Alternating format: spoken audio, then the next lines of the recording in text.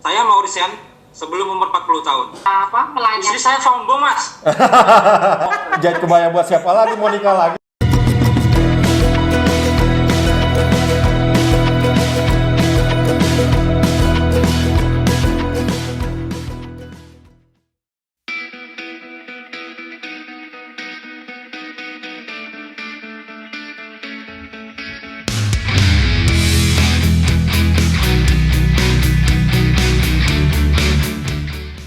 Halo workers, mau tahu gak cerita dari Bapak Nur Wahid narasumber kita kali ini? Siapa sih Pak Wahid yang memang Wahid ini? Beliau punya story yang seru loh. Siapa sangka Bapak yang sekarang memulai usaha di dunia fashion dan menjahit dulunya adalah seorang kepala cabang di dunia finance. Wow, banting setir banget ya Pak. Oke workers, langsung aja let's meet Mr. Wahid.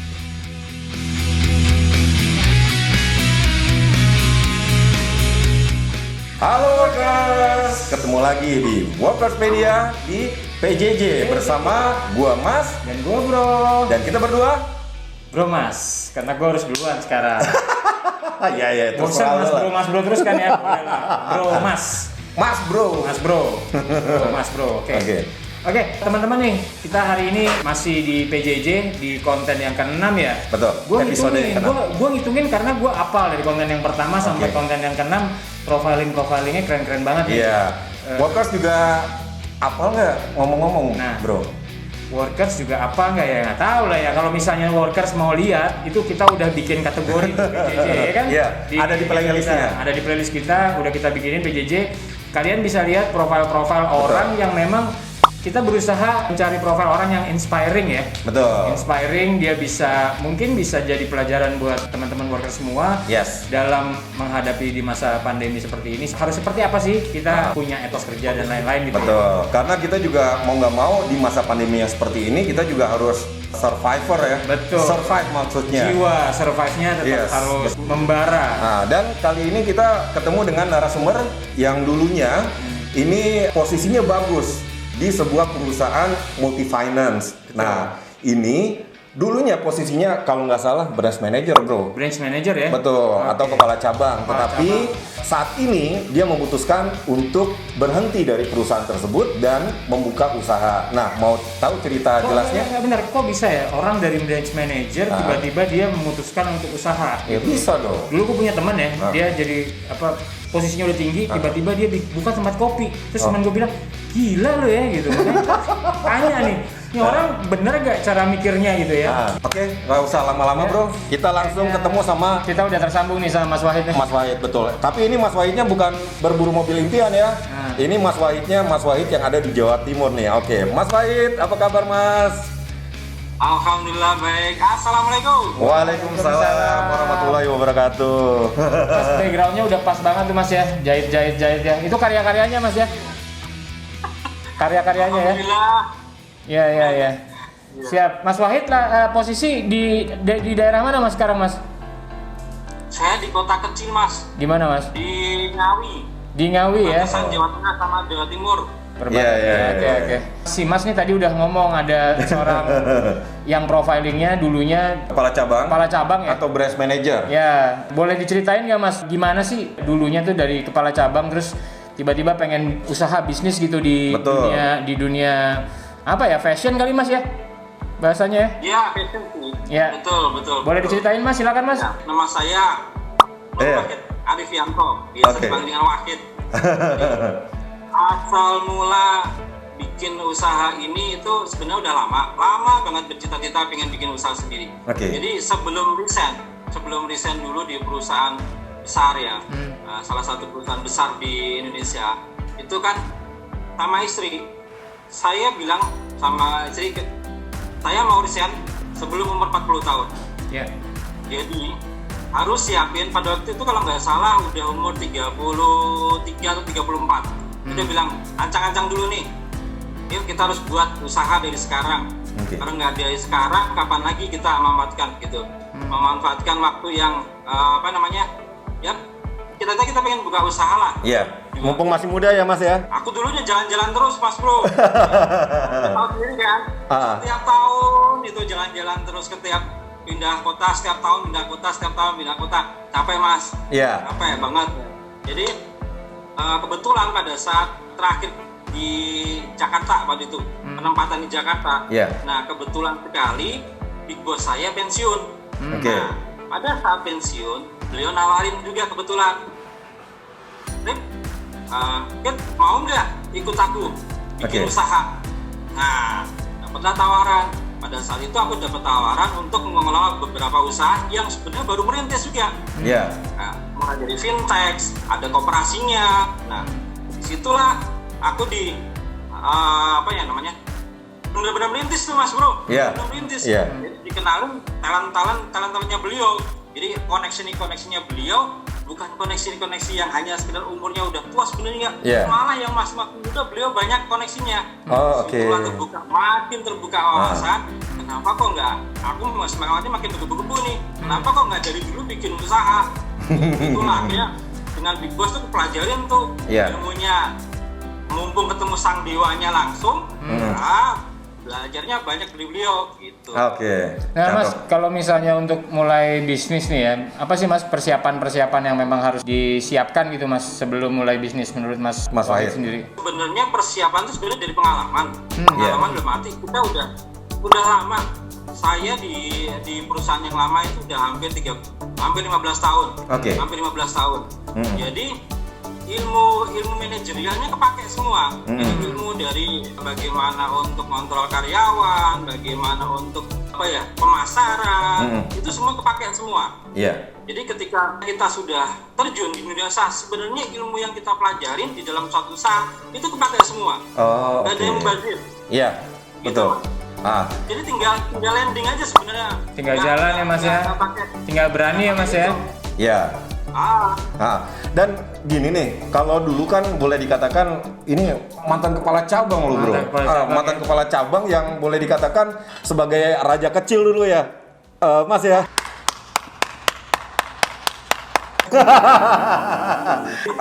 Boleh dikatakan ini posisi yang banyak diidam-idamkan oleh mungkin orang-orang yang bekerja di multifinance juga gitu ya.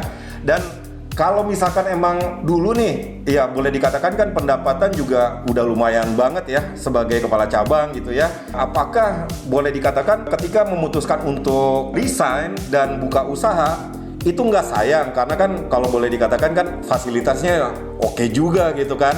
Nah itu gimana nih menurut Mas Wahid sendiri? Kalau kepala cabang itu amanahnya sangat berat mas bro. Berat itu. Karena itu kita punya tanggung jawab kepada perusahaan.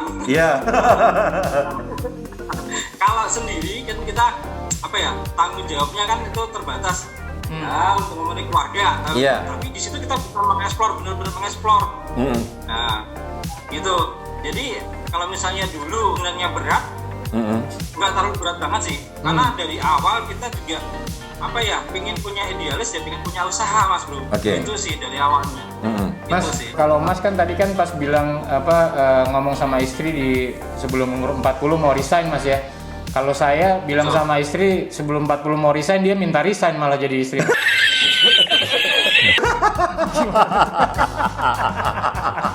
Nah makanya itu gimana tuh mas cara meyakinkan sama pasangan ya, karena memang kan kalau perempuan atau istri ya biasanya kan titik beratnya kan di penghasilan ya yang normal. Nah, mas kan tadi mungkin maksudnya si mas ini biasanya mas dapat penghasilan yang bagus, tiba-tiba harus bisnis yang memang ya pasti ada faktor gambling. Nah itu gimana mas? Yang tadi ditanyakan oleh bro-nya sendiri nih, untuk meyakinkan istri itu kayak gimana sih? Jadi jauh-jauh hari, ya seperti saya bilang jauh-jauh hari, itu sebenarnya kita di setiap kota dulu penempatan, mulai dari kita nikah, itu dari penempatan dulu di Jambi mas bro pertama kali di tengah hutan tuh. Nah di tengah hutan di Jambi itu kita sudah bikin usaha yang rintis. Saya sama istri dulu itu bikin usaha les-lesan, bikin supply ground, ya di setiap kota itu pasti ada usahanya. Dan itu selalu gagal. Selalu gagal. Malah gagalnya lagi nggak fokus. Karena itu yang kita fokuskan kan namanya kerja kan ya, namanya kita suami, kita punya tanggung jawab pada perusahaan ya, punya perusahaan. Tapi di dalam hati kita berdua sebenarnya nggak berat-berat banget tuh, jujur itu nggak berat banget. Tinggal meyakinkan karena suatu saat kita punya ekspektasi, kita juga harus punya usaha sendiri, membangun usaha sendiri. Nah, tadi kan berbicara kalau dari wilayah-wilayah atau daerah-daerah yang pernah ditempatin mungkin ya, karena kan setahu gua bro, kalau untuk kepala cabang nih biasanya ada rotasi ya, Mas ya dulu ya. Rotasi itu kan gagal. Nah, di Lala mungkin sekarang ini justru usahanya semakin berkembang ya setelah memang benar-benar difokusin bahwa memutuskan untuk resign dan fokus untuk ngurusin usahanya sendiri atau gimana Mas? Gini, jadi kalau udah mulai usaha memang yang dipentingkan adalah fokus. Karena dengan fokus di dalam satu usaha itu berputar Mas Bro. Jadi contoh misalnya, ya memang kita punya kepentingan banyak banget. Tapi dengan berjalannya waktu ketika kita udah kita kebetulan sama istri sangat tiktokan. Jadi saling ingetin, kita punya usaha, pinginnya punya usaha A, harus pantengin usaha A terus. Terus konsisten. Jadi ketika kita lengah salah satu, balik lagi. Kita lengah salah satu, balik lagi. Itu Mas, awalnya. Tapi ngomong-ngomong nggak enak kali kalau misalkan dari tadi ngomongin istrinya tapi istrinya nggak ada nih. Atau kita undang aja untuk gabung sama Mas Wahidnya kali ya bro ya? Ada Mas di situ Mas, istrinya Mas. Iya ya, kan datengin istri ya. Iya, oke. Ngobrol bareng aja Mas. Oke. Halo Mbak, dengan Mbak siapa? Waalaikumsalam. Ya dengan Mbak siapa Mbak? Mimin. Oh dengan Mbak Mimin. Nah, emang kalau misalkan kesuksesan suami itu biasanya di belakangnya itu ada doa atau istri yang selalu mensupport ya. Rumah romantis banget. Iya dong. Romantis banget. Iya. Ya ini apa namanya sebagai pelicin lah atau biar karir dari atau usaha dari seorang suami itu juga bisa lebih bagus lagi gitu ya Mbak Mimin ya. Mas kalau misalnya di bisnis ini berarti sistem kerjasamanya gimana nih Mas antara suami istri tuh saling mengisinya seperti apa Mas? Boleh tahu Mas? Aku banyak kan di balik layar sebenarnya, di balik layar. Jadi dulu ketika awal itu kan yang proses semua perizinan buat dulu. Pernah beliau bilang, jadi sebelum usaha berkembang itu nama kita harus punya dan kita harus jaga baik-baik nama yang kita punya. Betul. Jadi semua legalitas untuk usaha ini aku matangin dulu Mas. Jadi aku matangin dulu semua atas nama istri saya. Mantap. Jadi ketika saya insya Allah nanti sudah tidak, saya udah punya warisan. Salah satunya inilah nanti warisan saya. Gitu Mas Bro. Kadang orang kan berpikir kalau mau buka usaha itu kan apa namanya boleh dikatakan mikir tuh modalnya gimana sih, harus besar nggak sih gitu ya modalnya gitu ya.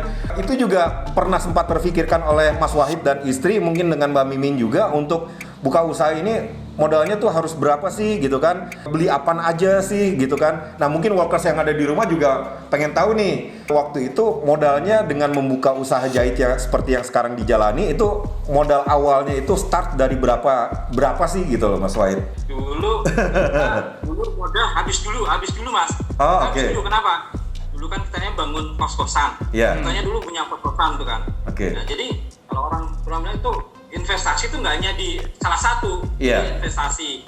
Ada investasi properti, ada investasi usaha. Jadi dulu nih, kita bikin dulu awalnya nyantai dulu ya, karena kita udah punya kos-kosan dulu Mas. Punya kos-kosan, ya. Tapi berpikir jangan sampai hanya ngomong kos-kosan dulu nih, kita juga rintisan kita juga harus jalan. Tapi dengan modal yang sangat minim, bisa dibilang ya dia.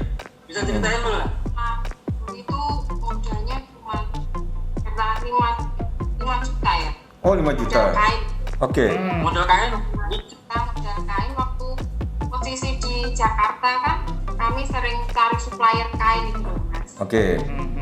Awalnya itu kain katun Jepang. Nah kami mengumpulkan bahan-bahan kain gitu. Untuk modalnya itu cuma itu aja. Terus dari modal kain itu kita cuma mengawalin kita punya satu mesin jahit doang loh. Nah dari satu mesin jahit doang, tapi saya juga komunikasi sama istri. Ini nanti yang jahit pola, yang bikin polanya. Nanti dari bahannya ini nanti disetorin ke penjahit-penjahit yang ada di lingkungan sekitar. Itu gerilya saya Mas. Saya belajarin ilmu-ilmu sama Big Boss dulu kan. Jadi cari sumber daya yang ada di sekitar. Jadi memanfaatkan potong. Ada penjahit yang mengerjakan. Intinya kerjasamanya ibunya yang mengerjakan secara langsung menjahit bikin pola, Mas mah jualan ya. Biasa lah ya laki ya, lobby. Pemasaran. Dari awal sampai sekarang kliennya udah sampai mana nih jualan di Ngawi Mas? Kalau Customer? klien kita banyak sih Mas, ada yang dari Bengkulu, ada yang dari bahkan sampai dengan Hong Kong pun juga punya. Ada ya setiap namanya online Mas, usaha online dimanapun ada. Iya. Nah itu yang menariknya Mas ya di masa seperti ini jualannya kan harus online ya. Itu kan tantangan baru ya, maksud saya itu kan hal yang harus dipelajari juga ya sama Mas Wahid ya. Itu gimana Mas? Pertama bisnis baru jalan terus bukan tiba-tiba mungkin pas di saat pandemi gitu. Gimana Mas? Ada perubahan-perubahan apa gimana? Ya benar sekali. Dulu, inilah yang kita buat pembeda dulu. Ya dulu kan ada namanya kita bikin diferensiasi lah perbedaan usaha. Kita lihat nih di tempat saya usahanya seperti apa sih, yang jalannya penjahit itu geraknya seperti apa sih. Kita pelajarin dulu nih. Kita bikin pembeda dengan mereka. Jadi mereka biasanya kan datang nunggu. Nah kalau nggak ada jahitan ya udah. Nah kebetulan alhamdulillah punya pengalaman yang backgroundnya dari Jakarta, diajarin online, kan ya. Jadi pembedanya itu terstruktur Mas. Iya. Kita ada bagian produksi sendiri, penjahit sendiri, CS sendiri, tukang potong sendiri, online pemasarannya saya sendiri. Bagi sendiri Mas. Gitu. Sampai sekarang karyawannya udah berapa Mas? Kalau karyawan yang tetap kalau di dalam itu ada 4. 4. 5 termasuk saya. Justru kalau di usaha ini yang jadi big bossnya istri ya Mas ya? Ya nyatet keluar masuknya saya. Iya. Tetap duitnya masuknya ke Mbak Win juga ya. Sama Mas tas. Nah, di masa pandemi yang seperti ini nih, ini kan masuknya kan Mas Wahid ini lebih ke UMKM mungkin ya, Mas Wahid ya. Di mana mungkin dan workers di rumah juga mungkin kalau misalkan ada UMKM yang mau kita liput juga ya mungkin, atau kita mau kasih insight juga ya untuk di PJJ, bisa langsung komen atau bisa langsung hubungin ke nomor telepon yang ada di deskripsinya juga. Dan biasanya nih Mas Wahid nih, produk-produk yang dibuat oleh Mas Wahid dan istri itu biasanya produk-produk misalnya kayak kemeja di belakang Mas Wahid itu, atau mungkin kebaya atau apa nih Mas? Semua model pakaian kami bisa melayani. Istri saya sombong Mas. Sombong amat. Ampun bener. Jadi berusaha untuk bisa mewujudkan mimpi konsumen gitu loh Mas. Dan aku bikin produksi dulu ya, bikin baju ya, bikin baju. Dia nggak mau, jadi aku pengennya bikin baju yang aku suka. Nah berat kan, jadi tantangan seorang marketing.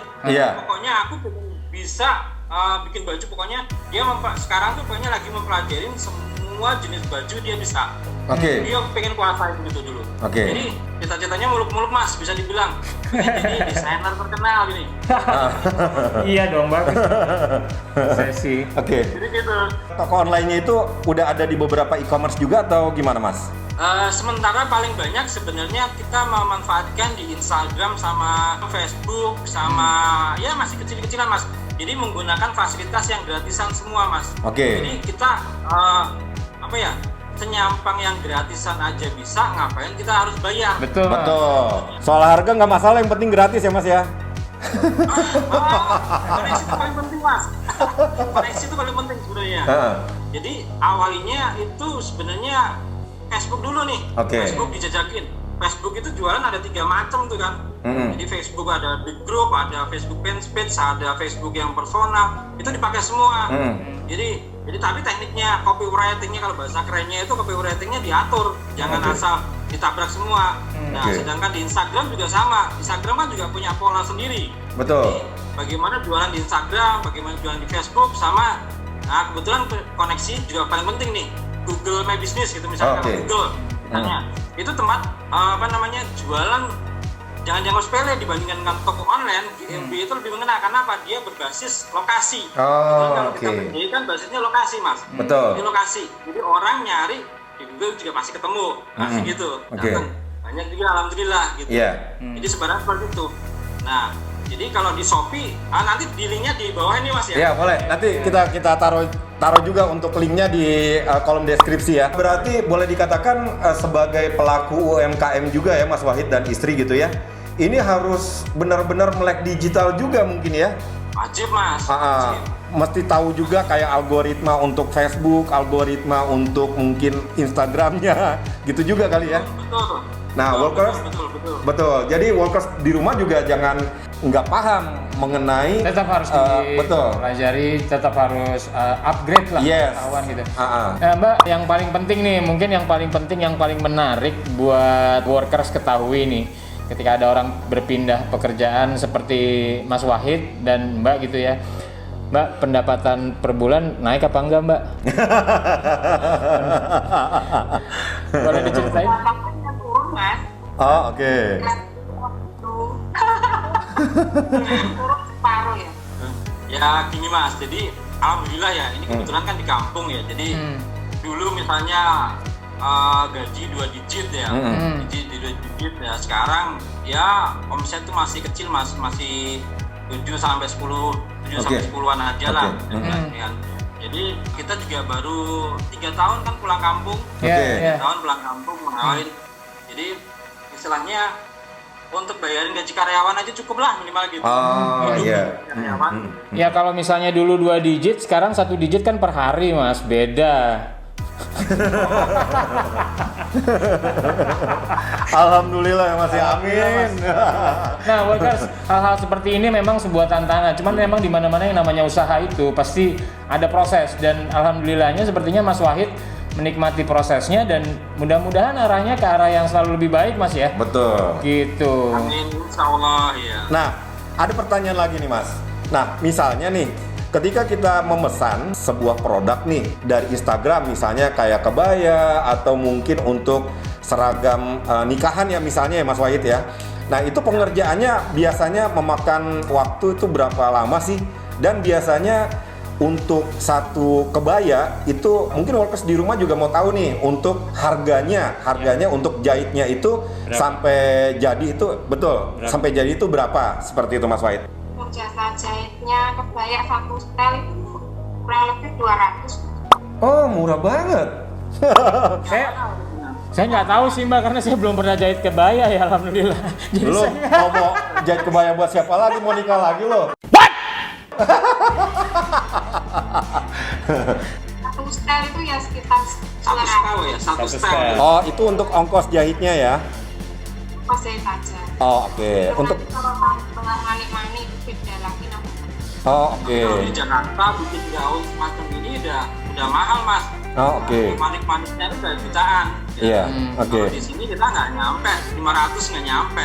Oh, oke. Dan itu dari bahannya sendiri pun kita bisa milih ya, karena memang seperti yang tadi Mbak Wiwin katakan itu kan custom ya berarti ya. Dari bahannya mungkin untuk kreasinya itu juga bisa kita request sendiri mungkin ya. Bisa. Itu makan berapa? Itu makan waktunya berapa lama pengerjaannya Mas? Tergantung Mas, bisa 2-3 hari. Tergantung tingkat kesulitannya ya Mas ya. Tergantung request. Kita ada jenjangnya Mas. Ada paket ekspres, ada paket reguler. Oke. Gitu kan? Tergantung kebutuhan konsumen maunya seperti apa. Ini tempat jahit apa jasa pengiriman barang Mas, ada ekspres? Bisa dua-duanya juga, bisa gitu. Iya. Jadi kalau di online modelnya kan kita harus apa istilahnya itu ya ngelayanin yang segmennya pengen cepat ya bisa pengen cepat. Pengen yang reguler nyantai kita juga bisa sesuaikan harganya. Kebutuhan konsumen bisa disesuaikan. Ya betul ya. Itu, Mas. Sekarang memang harus bisa lebih personal Mas ya, layanannya bisa disesuaikan dengan kebutuhan pelanggan ya Mas ya. Betul, harus menyesuaikan Mas. Oke. Berarti ada Instagramnya juga, ada Facebooknya juga ya, seperti yang tadi dibilang juga ya. Oke. Mas, mungkin yang terakhir Mas, mungkin Mas bisa kasih bekal lah mungkin buat teman-teman workers yang mau memulai usaha Mas, kira-kira seperti apa sih Mas kita harus memulai usaha dan apa aja kira-kira yang harus dijalani gitu. Memulai usaha yang penting pertama seneng dulu Mas. Kita seneng dulu. Ya, kalau udah seneng terus kita kita harus mengawalin.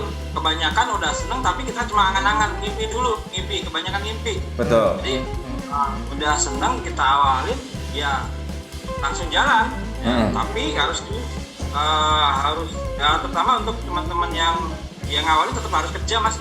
Kalau kita nggak kerja dulu, misalnya jadi buta, saya nggak punya dulu pengalaman, langsung kerja mungkin akan berat ya. Tapi ketika saya sudah punya pengalaman kerja, gimana untuk minutes produksi, minute pemasarannya, minute untuk pengirimannya, itu akan tertata. Alhamdulillah bisa tertata ya dia. Jadi gitu, Mas. Jadi yang penting mimpi dulu, dijalanin, nanti prosesnya dipikirin dah. Iya, ada strateginya ya. Betul. Oke. Pernah ketika menjalani usaha ini gitu ya, ada penyesalan pada saat mungkin berhenti dari pekerjaan yang lama ketika misalnya kita tahu tantangannya lebih sulit dibandingkan dengan kita sebagai karyawan. Mas Wahid, untuk solusinya tuh kayak gimana? Ini mungkin workers di rumah, workers di rumah juga pengen tahu juga nih. Duitnya berkurang, dia ngambek nggak? Kita tanya.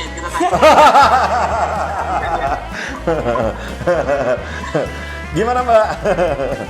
Yang bubos aja kita bubos. Iya. Alhamdulillah saya nggak nyesel, Mas. Oh, oke. Karena tiap hari kan ketemu suami, dulu itu kan sering tinggal. Berangkat pagi, pulang malam, kadang beberapa hari kan di luar kota. Beberapa bulan, 3 bulan sekali, kadang nggak pernah pulang. Oh, oke. Sekarang udah Ngumpul keluarga. Sama anak-anak, sama suami, jadi lebih semangat lah usahanya ini. Alhamdulillah. Oke. Jadi nggak ada penyesalan ya sekarang ya? Alhamdulillah. Mantap. Nah, workers, intinya apa yang kita niatkan baik, insya Allah hasilnya juga baik ya, Mas ya. Oke, Mas Wahid terima kasih banyak, Mbak Win terima kasih banyak. Mudah-mudahan usahanya lancar terus dan makin luas lagi kliennya. Dan untuk alamat Instagramnya nih ada di sini, dan nanti kalau untuk link jualannya nanti kita masukin ke kolom deskripsi juga ya, Mas Wahid ya. Oke, Bro. Oke. Thank you Mas Wahid. Thank you Mas Wahid, Mbak Wiwin. Sampai ketemu di lain waktu. Terima kasih. Assalamualaikum. Waalaikumsalam. Oke, tadi kita udah ngobrol banyak sama Mas Wahid, seorang yang memang secara perjalanan hidupnya nih ada perubahan ya, dari yang awalnya pekerjaan dengan profiling tinggi sekarang berubah menjadi wirausaha yang memang menurut gue sih nggak ada masalah dengan perubahan itu ya, tinggal bagaimana mereka dengan keluarga menyikapi. Kalau misalnya kita mau coba highlight nih obrolan tadi, yang bisa gue rangkum adalah Mas Wahid ini orang yang berani mengambil keputusan dengan terencana ya. Tadi dia udah bilang kalau dia udah menyiapkan sebetulnya dia harus resign sebelum usia 40 ya. Nah, dia menjalani itu tadi di usia 37 dengan penuh perhitungan. Satu itu.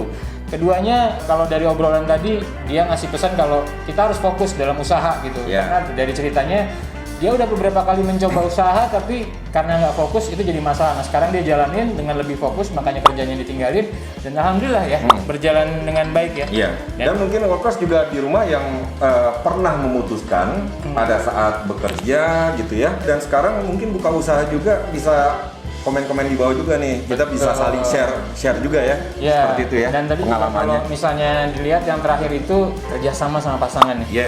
Dalam menjalani sebuah bisnis kerjasama dengan pasangan itu penting. Tadi istrinya Mas Wahid itu senang karena dia bisa tiap hari ngelihat suaminya. Oke, Wakas, mungkin PJJ hari ini itu yang bisa kita share ya. Tetap like, komen, dan subscribe konten-konten kita karena itu adalah sumber inspirasi dan sumber semangat kita. Betul. Dan kalau misalnya like jangan naik, kita bulan depan gak gajian nanti. Gue nyalain lu nanti. Oke, Wakas. Thank you. Dengan gue Mas dan gue Bro. Kita berdua Mas Bro. Oke, sampai jumpa di konten Workerspedia berikutnya. Workerspedia channelnya para pekerja. Bye bye.